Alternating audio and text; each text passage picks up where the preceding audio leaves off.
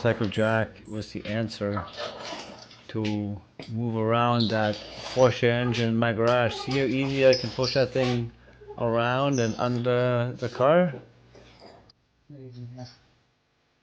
So I rotated the engine 90 degrees, put it in place, and then we rotated it back another 90 degrees to put it in its proper position prior to jacking it up into the engine compartment. That was a little easier than I thought.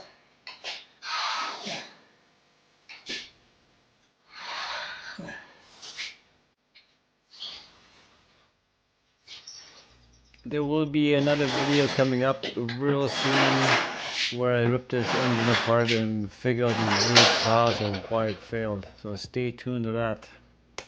I'm now lowering the car ever so slightly to move the engine further into its engine compartment. You'd think it's super easy, just jacking up the engine, putting out the motor, bolting up the motor mounts, and away you go, but that was not the case. There was a lot of back and forth and up and down and wiggling and shimmying and shoving to finally get that motor in its proper resting position prior to bolting up the engine mounts, which I for some reason didn't record in this section of the project. Here I'm just jacking up the engine by hand gently into the cavity or the engine compartment. Be sure that I don't pinch any wires or hoses. That's gonna come back and bite me in the ass later on. So be very careful here if you're doing something like this. If you're doing this and you feel any kind of resistance, stop and find out what's causing the resistance and remove that. Then continue on. The Porsche manual recommends that you install the engine and transmission in one piece. However, I'm not a Porsche mechanic, nor do I have a Porsche shop or the equipment, or am I strong enough to handle the engine and transmission's weight by myself. I decided to put the engine in separately from the transmission. If I had to do this again, I would do the exact same thing. The next video you'll see me installing the transmission, which was also not the easiest thing I've ever done. However, just the weight of this whole setup alone will probably freaking kill you if it falls. The pushing and shoving and yes, kicking continues back and forth and up and down to just trying to line this engine up with the motor mount, which you see here. I'm tightening up. I believe there's 2 bolts on each side. Doing one side, going back and forth, tightening it up, while the engine is still resting on the motorcycle jack, which has a mechanical lock. So right now it's resting not on the hydraulic lock, but the mechanical lock. And once the front motor mount, which sits in the center, is buttoned up, I will then attach the cross member that goes across the rear with the steel plate that I had manufactured that the engine is going to rest on. And then I will attempt to mate the transmission to this beautiful 2.7 liter Porsche Boxster engine.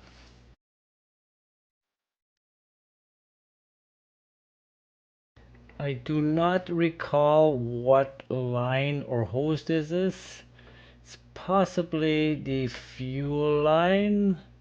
It's been quite a while since I've done this, and sadly I didn't take any video from a different angle. I don't know why. What possessed me to just keep the camera on this angle, which is really stupid, so I gotta apologize for that. I think it's the fuel line or the power steering lines that I had to reconnect.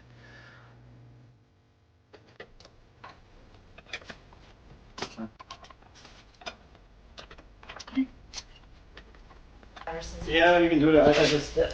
And that's the kind of process of putting the engine in, as you can see. No, you're not excited with me. Well, I'm very excited for you, Richard. If anything, I'm very, very excited. so it's gonna be That's a long. run. If it doesn't run, just stay with me for about 6 months. So what do? Do you just put it in and then like go start the key Yeah. and hope that it runs? Like.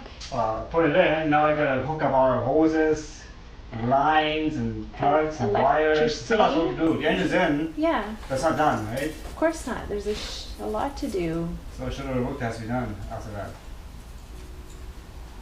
I just pull the hose clamps and I swap the hose clamp out.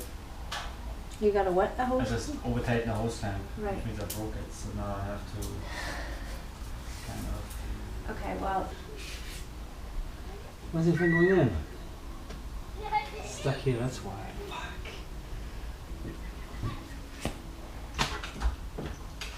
At this point you're probably wondering why I am showing you a video of me just struggling with putting the engine in place.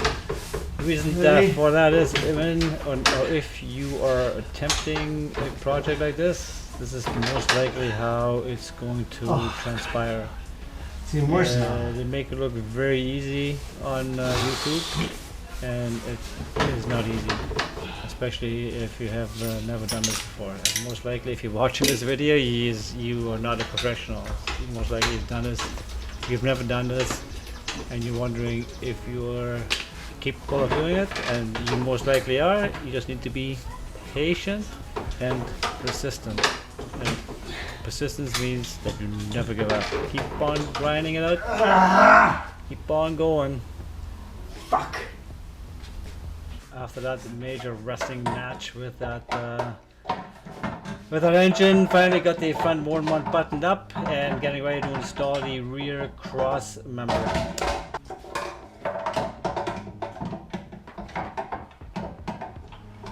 The rear of the engine is so sitting on the motorcycle jack, and the cross member is held on, if memory serves me correctly, 2 bolts on each side, to 4 bolts in total. And then I will attach the support plate to then hold the engine in place to then get the transmission mated to it. Well, that is the plan. Let's see if I can execute this master disaster plan.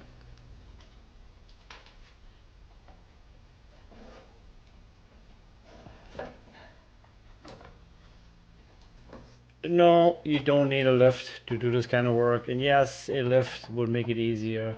However, it's perfectly fine to do this in your own garage. As you can see, I did it. Yes, it takes a bit more work, a little bit more crammed, a little bit back and forth, but if you are doing this on your own car, it is completely and totally doable.